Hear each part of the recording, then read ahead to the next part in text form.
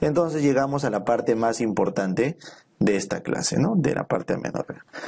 Vamos a hablar del algoritmo diagnóstico. Entonces, ayer habíamos visto a detalle, esto es el algoritmo de la amenorrea secundaria. ¿Está?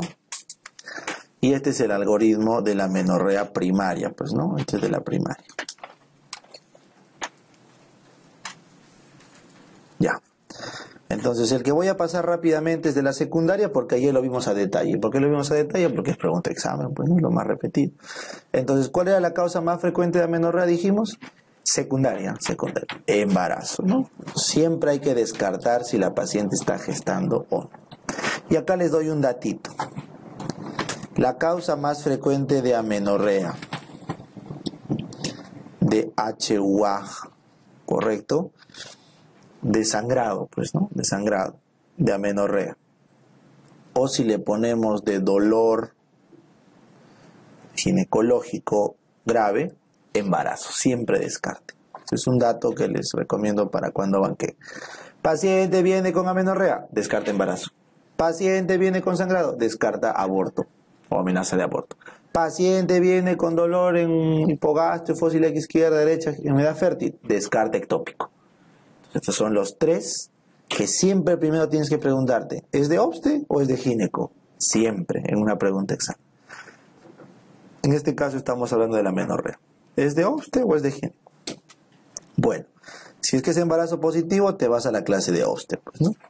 Si es que es embarazo negativo, ya fuiste, ¿no? Porque una amenorrea que no es gestación, tienes que correrle todo el algoritmo, ¿no? Todo el algoritmo. Entonces empezamos. A ver, dijimos que todos los primeros exámenes, ¿en qué dependía? De la frecuencia. Entonces, ¿cuál es la causa más frecuente? SOP. Luego tenías prolactina elevada y acá de cachito la TRH. Por eso miren, lo primero que piden ante un beta-HCG negativo es TSH y prolactina. Entonces, ¿cuál es la indicación? Cuando una paciente viene con amenorrea y tú sabes que probablemente no sea un embarazo, ¿no es cierto? Entonces, si le vas a hacer la prueba, por ejemplo, sanguínea de beta-HCG, le pides los tres de una vez. HCG, TSH y prolactina. Bueno, si crees que es un embarazo, le haces la prueba urinaria, ¿no? Pero lo ideal es que en una sola prueba confirmes, descartes los tres. Entonces, si la TSH está elevada, dijimos, ¿qué pasa cuando la TSH está elevada? Hay un hipotiroidismo ¿de qué tipo? Primario, correcto, primario. Y eso elevaba la TRH, y la TRH elevada, ¿se acuerdan que elevaba? La prolactina. Y la prolactina explicaba la amenorrea. Ya está explicado. Pero ojo, si la prolactina está alta, ojo, alta más de 100. ¿Ya está? Acuérdense, más de 100 de prolactina, si no está obviamente en lactancia, pues no, porque una paciente está lactando puede tener 200, 400 de prolactina. Pero cuando tiene más de 100, ¿no es cierto?, de prolactina, entonces se considera alta tumoral. Eso van a ver en endocrino. Prolactinas elevadas, muy elevadas, se consideran tumorales. Se tiene que pedir una resonancia. Acá les han puesto TAC, pero en verdad es una resonancia. Ese es el error de este algoritmo. Corrijan. Resonancia. Resonancia. Todo tumor cerebral va con resonancia. Recuerden siempre eso. ¿Ya? Muy bien. Prolactina alta. Ya está. Chicos, ¿hay estados de hiperprolactinemia sin amenorrea? Sí. La prolactina tiene varios tipos. Solamente la prolactina pequeña, le llaman la Lidl, es la única que tiene actividad. La grande no sirve. O sea, puede haber gente que está volando en prolactina, pero tiene clínica. ¿Ya? Ni de amenorrea ni de galactorrea. Entonces, es solo un tipo de prolactina la que tiene actividad, por si acaso. Bueno, entonces si esto te sale negativo, no está alterado ni la TSH ni la prolactina, entonces hay que descartar, que les dije ayer, SOP. SOP, ahí está. El test de progesterona. Se le da al paciente progesterona por 2 semanas, reemplazando a la fase lútea, Y se llama test de progesterona positivo cuando a las 2 semanas de haberle dado progesterona cortas y por deprivación sangra. ¿Qué significaba el test de progesterona o de Gamble, ¿no? Por si acaso. Ustedes saben que ya epónimos no vienen, ¿no? Ya no vienen epónimos. Muy raros, ¿no? Solo los más importantes, pero es importante el test de Gamble. Se llama positivo, ayer les expliqué, porque la mujer regla ante la deprivación después de 2 semanas de progesterona. ¿Eso qué significa? Que no ovula. Porque como no ovula, no hay cuerpo lúteo, sin cuerpo lúteo no hay progesterona y por eso no regla. No regla. ¿Ya está?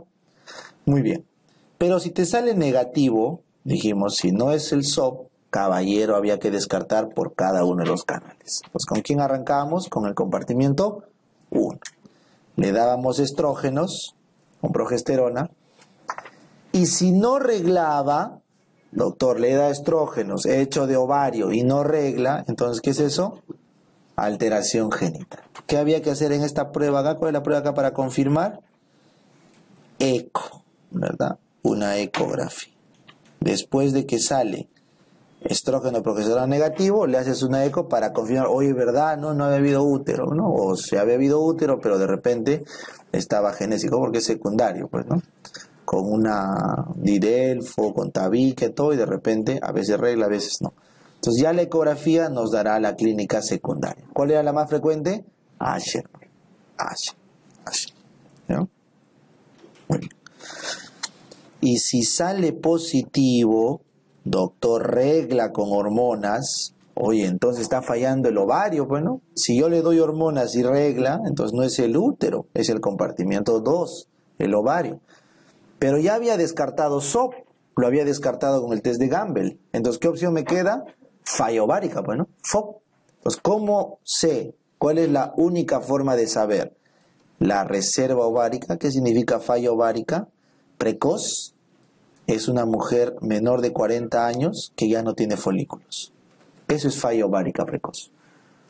No confundir con menopausia temprana. Acá hay un dato. Falla ovárica precoz es cuando una mujer menos de 40 ya no tiene folículos. Menopausia temprana es cuando una mujer de 40 a 45 entra en menopausia. ¿Ya? Es la diferencia. 40 años es el corte para decir precoz. Precoz. ¿Ya? Muy bien. Entonces, ¿cuál es la única hormona que me dice la reserva folicular? La FSH. ¿Y por qué? Porque ¿cuál era la hormona directamente producida por la granulosa que inhibía la FSH solamente? La inhibina. La inhibina me dice que hay folículo trabajando. Doctor, ¿y por qué no me dio el estrógeno? Si el estrógeno también lo inhibe. No, pues, porque el estrógeno, también ¿quién lo produce? La suprarrenal, la grasa. Entonces el estrógeno no es una hormona fiable 100% de ovario. ¿Quién me dice que ese es ovario sí o sí? La inhibina. La inhibina. Recuerda siempre eso. Es igual que en el hombre. ¿Qué me dice que es testículo? Que no hay pierde. La hormona antimülleriana. ¿Correcto? La hormona antimülleriana es la que me dice que ese es Sertoli sí o sí.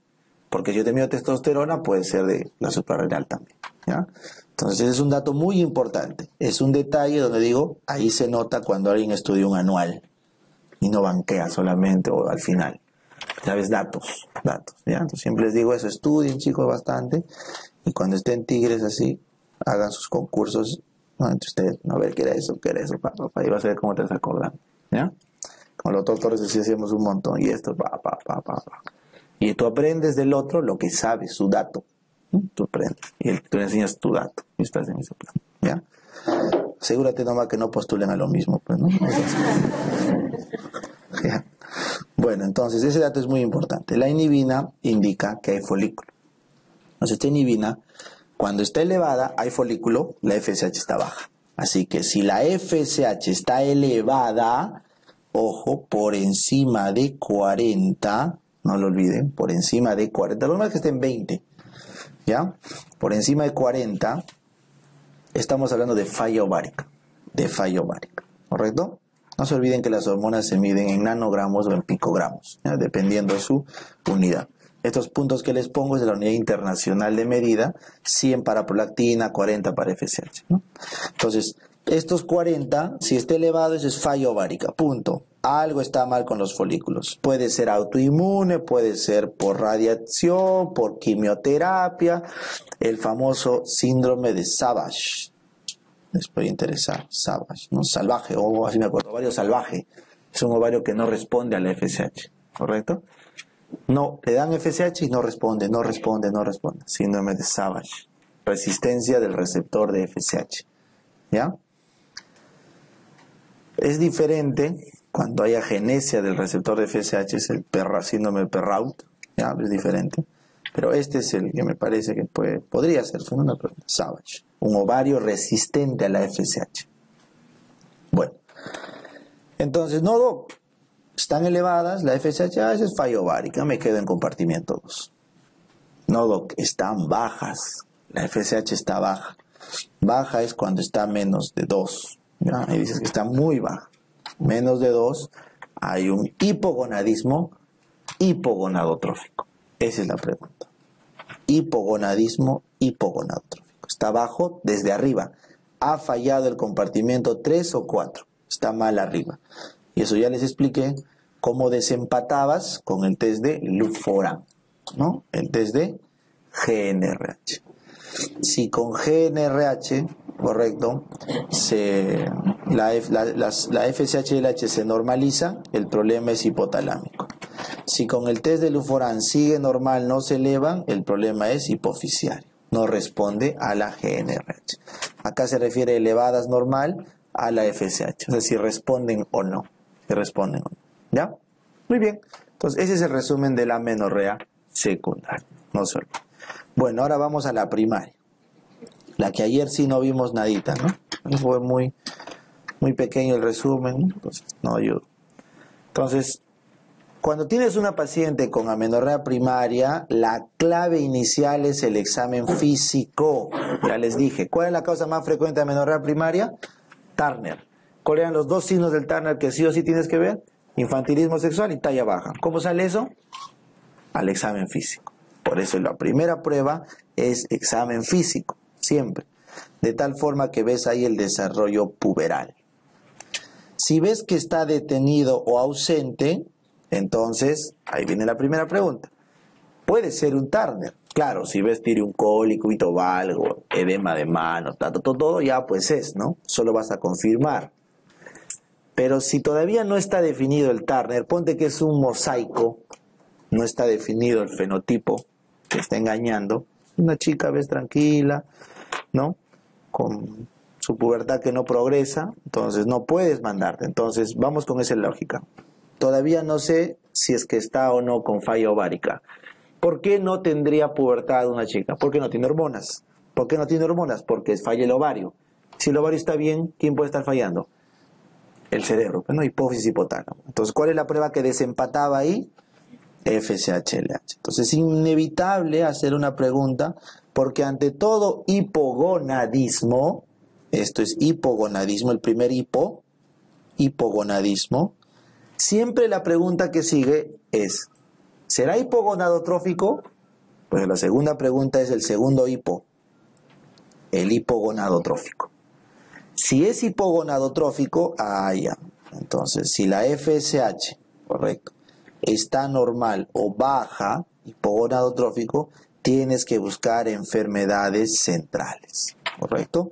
Tumores del sistema nervioso que destruyen la hipófisis, ahí está.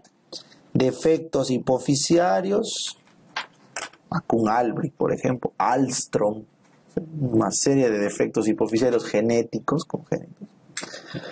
Muy bien. Bueno, tienes hipófisis o hipopituitarismo idiopático, sin causa, ahí está, puede ser. Tienes déficit de GNRH, ¿se acuerdan cuándo fallaba específicamente solo la GNRH? Kalman del AR4. Eso se llama un déficit o un hipogonadismo hipogonadotrófico específico. ¿Por qué específico? Porque solo falla GNRH. En el resto, a ver, yo te pregunto, un defecto hipofisiario no solamente es hipogonadismo, hay retardo mental, cretinismo, hay, no sé, pues, talla baja, o sea, fallan todas las hormonas. pero este se llama específico. El Calman es específico. ¿Qué más? Medicamentos. Todos los medicamentos que puedan alterar arriba la GnRH o puedan aumentar la prolactina, ya les expliqué cuál es el más importante que deberían descartar en este caso, los antipsicóticos, ¿no? Pero bueno, una niña no va a recibir antipsicóticos probablemente, ¿no? Probablemente en ella que sea metoclopramida, que también bloquea los receptores D2, antiemético, metoclopramida, puede ser antidepresivos tricíclicos también, y hay una lista enorme de medicamentos que aumentan la prolactina, chicos. ¿No? Bueno, seguimos viendo. No, doctor, mi hijita compite, ¿no? Compite y va al colegio desde las 5 de la mañana a hacer deporte todos los días. Flaquita, puro músculo es. No hay grasa. ¿Hay qué es? La amenorrea por el ejercicio extremo. Cuando hay mucho ejercicio, hay poco índice de masa corporal y no hay grasa periférica para formar estrógenos y arrancar la pubertad. Nunca olvides eso, ¿ya? Cuando pierden más del 15% de su peso o 20% de su grasa, pueden hacer amenorrea. Así, amenorrea. Bajas muy rápido de peso, 15%, o 20% de la grasa, una super dieta de la manzana, no come nada, amenorrea. Puede hacer amenorrea por falta de grasa periférica. Ya está. En este caso, una niña que nunca tuvo su regla primaria. Ya les expliqué el estrés por el cortisol, eso está explicado. Cortisol baja la GnRH. Anorexia nerviosa, vamos a marcar con rojo, ¿ya? Es la causa más frecuente de amenorrea central, ¿no es cierto? De cuarto compartimiento. Les dije, anorexia nerviosa es lo más importante en cuarto compartimiento, que no sea Calman, pues no, Calman te tienen que decir congénita, esta es adquirida, la anorexia. Y enfermedades crónicas, por ejemplo, la insuficiencia renal es una de las más frecuentes asociadas a amenorrea. ¿Ya? Muy bien. Y acá tienes el retraso constitucional de crecimiento y desarrollo. Eso lo van a ver en pediatría. ¿Ya está? Muy bien. Ahora vamos acá.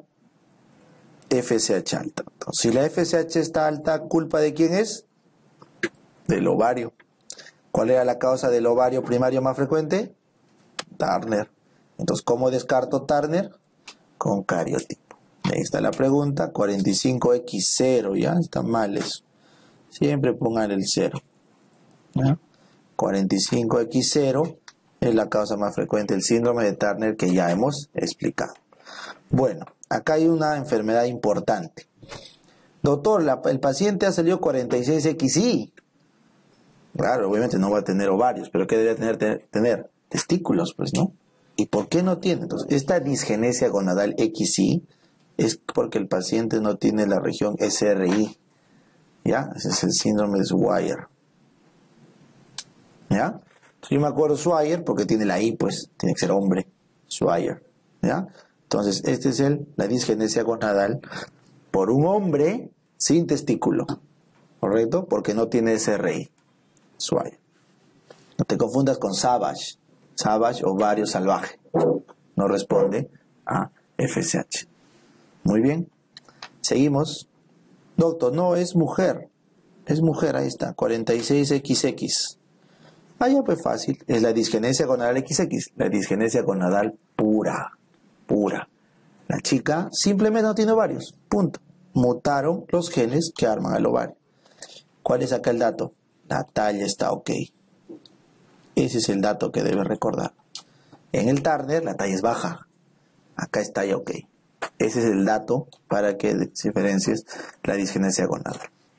Oforitis autoinmune es en una paciente que tiene antecedentes de enfermedades autoinmunes como diabetes tipo 1, Addison y otras autoinmunes. ¿Ya? La resistencia a LH y FSH, correcto. Les dije, si solamente es resistencia a la FSH aislada, puede ser Savage, que también ocurre en la secundaria, pero hay una congénita que va con alteraciones nerviosas, es el síndrome de Perrault. ¿Ya? Hay varios síndromes de resistencia al FSH. Muy bien, radioterapias o quimioterapias destruyen las ovogonias y eso genera también alteraciones gonadales. Ya está. Entonces hemos aprendido cuando la chica no tiene desarrollo sexual secundario. Ahora vamos a la izquierda. ¿Qué pasa si sí, doctor, sí tiene desarrollo normal? No sé, con otro color, ¿eh? Normal, está creciendo, su pubertad, hay hormonas, pues, si está creciendo hay hormonas. Entonces, ¿por qué no regla? Si hay hormonas es porque el ovario funciona, pues ahí no hay pierde. Entonces, ¿quién es el único que puede estar fallando? El canal. Si es que está creciendo su pubertad, hay telarquia, la talla está creciendo, hazle una eco. ¿Y qué esperas encontrar como primera causa primaria de canal? Rokitansky. Si no tienes útero, útero ausente, entonces deberíamos estar frente a una niña con agenesia mülleriana o síndrome de Rokitansky. Hasta ahí sencillo, ¿no es cierto? ¿Cuál es la hormona que evita que se desarrolle Müller? La hormona anti-mülleriana, ¿no es cierto? Entonces, si por A o B la chica produce su hormona anti-mülleriana, va a ser una agenesia mülleriana, aislada, que no tiene nada que ver con el desarrollo gonadal. Eso también debe quedar claro, ¿ya? La gónada, van a ver eso en embrio, se desarrolla independientemente de los genitales internos, ¿correcto? La gónada, la cresta gonadal, se diferencia si es que es testículo, la médula, si es que es ovario, la corteza, y al otro lado, los cordones o paramesonéfricos o mesonéfricos se estimulan o no en función de la presencia de hormonas. Entonces, ¿qué pasa si esta gónada se vuelve testículo? Tiene Sertoli y Leydig, ¿verdad? ¿Qué produce Leydig? Testosterona. Entonces, ¿eso qué diferencia? ¿A Müller o a Wolf? A Wolf. La testosterona desarrolla Wolf y tienes genitales internos de varón. Y Sertoli se encarga de ayudarle. ¿Cómo hago para que Wolf siga solo? ¿A quién tengo que parar? A Müller. Müller es de mujer, ¿no? ¿Te acuerdas? Entonces Müller va solo, por default. Siempre se desarrolla. Alguien tiene que pararlo. ¿Quién para Müller? La antimülleriana de Sertoli. Entonces, para que haya varón, tiene que haber testículo, SRI, Leydig, testosterona, Wolf, Sertoli, hormona antimülleriana, para parar a Müller. Entonces, en toda esta ecuación, si no hay testículo, no hay SRI, no hay Leydig, no hay Sertoli, entonces, por definición, nunca se forma Wolf, porque nunca hubo testosterona, y por default se forma Müller, porque se crece por default. ¿Está bien? Es así. Entonces, esa es la forma como la naturaleza organiza. Entonces, ¿en quién ocurre la agenesia mülleriana? En mujeres XX, pero que en estos X se traslocó los genes que producen la hormona antimülleriana. Y empieza a producir sus células o del ovario hormona antimülleriana y ya pues, se acabó. No hay aparato genital interno. Pero nunca se olviden esto, ¿ya? Voy a marcarlo con rojo porque es pregunta del residentado. ¿Qué tal si nunca fue una menorrea? Porque nunca fue mujer. Eso es importante. Doctor, mi hijita no regla. A ver, ay, que está creciendo, qué bonito. No hay útero, agenesia. No, nunca fue mujer. Fue varón. Por eso es importante desempatar Rokitansky con Morris, ¿ya? El desempate, acuérdate de eso. Morris, ¿no? La pelea del siglo. Morris contra Rokitansky, si te acuerdas, ¿ya? Así como hay que desempatar arriba hipófisis, hipotálamo, hay que desempatar SOP, FOP, hay que desempatar los tipos de Turner o acá Swire con acá hay que desempatar Rokitansky, la agenesia de Müller, con Morris. El síndrome de Morris es la insensibilidad de testosterona en los receptores. No lo olvide. Es un paciente varón, 46XY, pero con fenotipo de mujer. ¿Cómo se llama eso? Pseudohermafroditismo. ¿Correcto? ¿Y qué le pongo de apellido? ¿Masculino o femenino? Pseudohermafroditismo masculino, porque se le pone el género del cromosoma. Si es un 46XY, ese es masculino. Pero tiene forma o fenotipo de mujer, es pseudohermafrodita masculino. ¿Está bien? Eso es. Morris. Pregunta examen, ¿ah? El paciente tiene todo, tiene testículo, tiene Leydig, tiene Sertoli, tiene todo, tiene testosterona, tiene dihidrotestosterona, tiene 5-alfa reductasa, tiene todo, menos ¿qué? Receptor. El receptor es insensible a la testosterona, ¿correcto? Entonces, este es el síndrome de Morris. Por lo tanto, el paciente tiene mamas bien pequeñas, hipoplásicas le llaman, porque desarrolla, a ver, imagínate toda esa testosterona que produce y no tiene actividad en sus receptores, entonces en la grasa en que se transforma, en estrona, ¿correcto? Esa estrona hace un pequeño brote mamario, o sea, mamas no desarrolladas completamente. Entonces por eso cuando lo lleva al pediatra la mamá dice que tiene su botón mamario, pues es su nombre, ¿correcto? Porque nunca van a desarrollar hasta adultos. Si continúa la exposición hormonal, sí van a desarrollar un poco, ¿no? Suficiente como para que fenotípicamente, porque estos pacientes quedan como mujeres fenotípicamente, ¿ya? Para fines sociales y todo ya son mujeres, los Morris.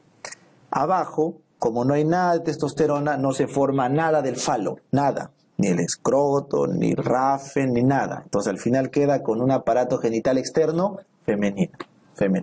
Solo que la vagina llega al tercio distal nada más, ¿verdad? Vagina trunca, ¿correcto? ¿Por qué? Porque 2/3 de la vagina vienen ¿de dónde?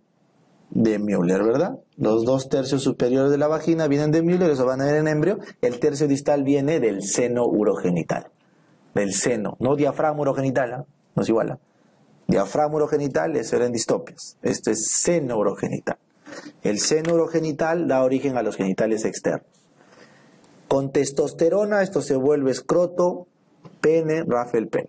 Sin testosterona, Morris, esto se vuelve labio mayor, labio menor y la parte distal de la vagina. Esto, como les digo, van a ver en embrio, pero quiero que recuerden, por eso la paciente viene con mamas hipoplásicas, está desarrollando normal su pubertad, parece mujer, pero no tiene útero. ¿Por qué no tiene útero? Porque tiene hormona anti-mülleriana, porque tiene Sertoli. Entonces, ¿dónde están los testículos en esta chica o en este chico? ¿Dónde están? En el canal inguinal, ¿verdad? Están a medio camino del canal inguinal.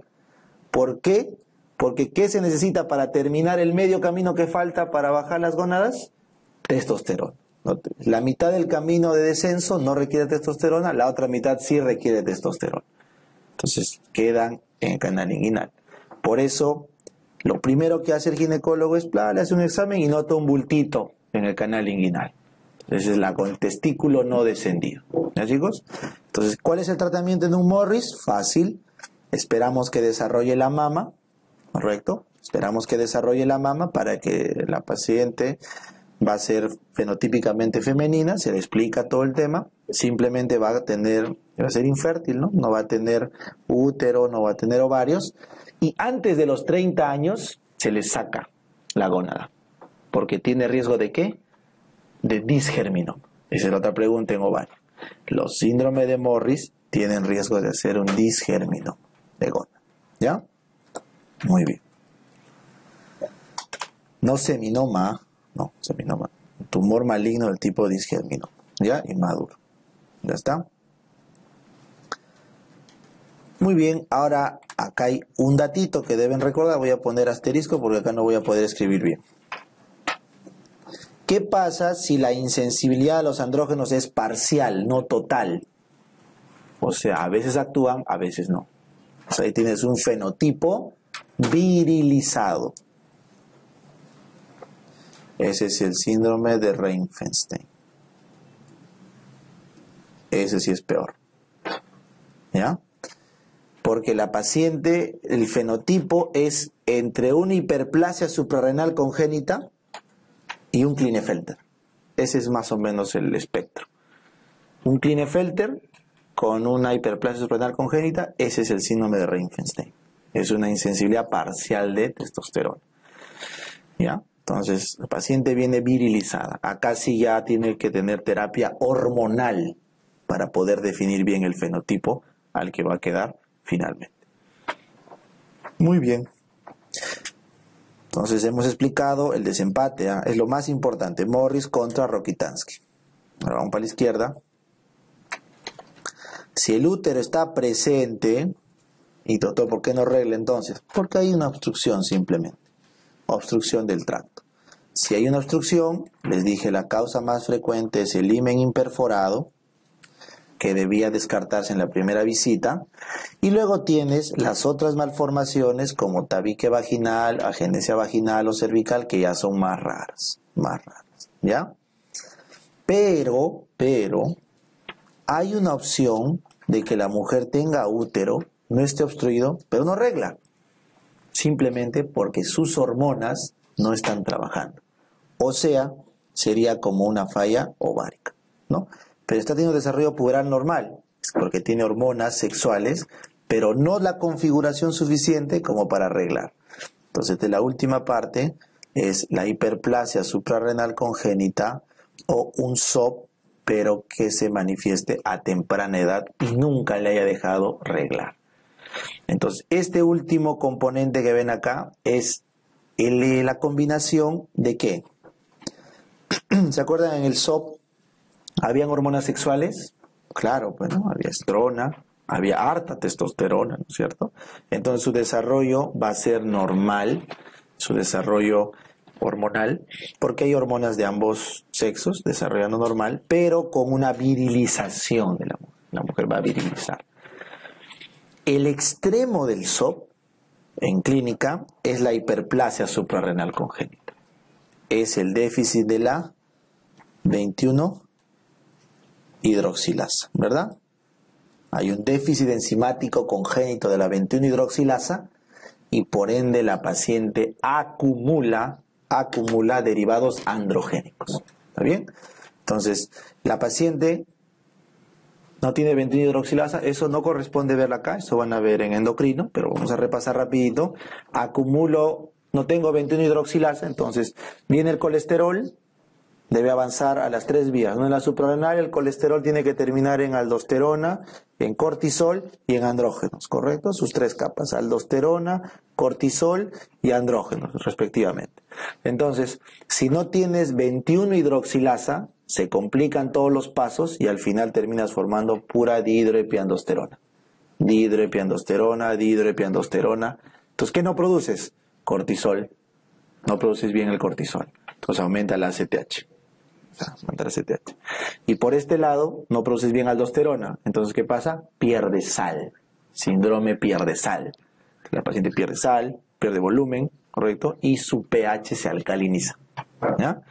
Entonces, si yo pierdo sal, retengo potasio. Si retengo potasio, alcalinizo mi pH por el cambio que hace con el hidrógeno. Entonces, acuérdate, el camino normal de las hormonas es la progesterona entra a la suprarrenal y debe producir aldosterona, cortisol, andrógenos. Pero hay una enzima clave acá que es la 21-hidroxilasa. Si esta no funciona, toda la vía se deriva hacia andrógenos.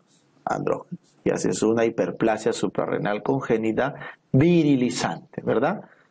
Tanto así que pueden morir de neonato. La causa de mortalidad más frecuente endocrina neonatal es en esta, por hiperplasia suprarrenal congénita. Muere. Entonces, esa es la forma severa. Por ende, si no se forma cortisol, ¿qué va a pasar arriba en la hipófisis? La CTH empieza a aumentar, ¿correcto? Y acá, si no se forma aldosterona, voy a empezar a perder sal, retener potasio y alcalinizar mi pH. ¿Correcto? Esa es una combinación de la 21-hidroxilasa. Puede fallar la 17-hidroxilasa, la 11-hidroxilasa, pero la 21 representa más del 95% de alteración. Esa es la que importa y tienen que aprender, ¿correcto? Entonces, ¿cómo te vas a dar cuenta? Fácil, porque cuando falla la 21-hidroxilasa, se acumula la 17-hidroxiprogesterona. ¿Ya? Eso tienes que recordar. Cuando falla la 21-hidroxilasa, el metabolito que se acumula es la 17-hidroxiprogesterona, o HPG. 17 o HPG. Entonces, esta la dosas en orina, ¿no? Si está elevada a más de 6, ya está, diagnóstico. ¿Ya? Ese es el metabolito que más se acumula, 17-hidroxiprogesterona.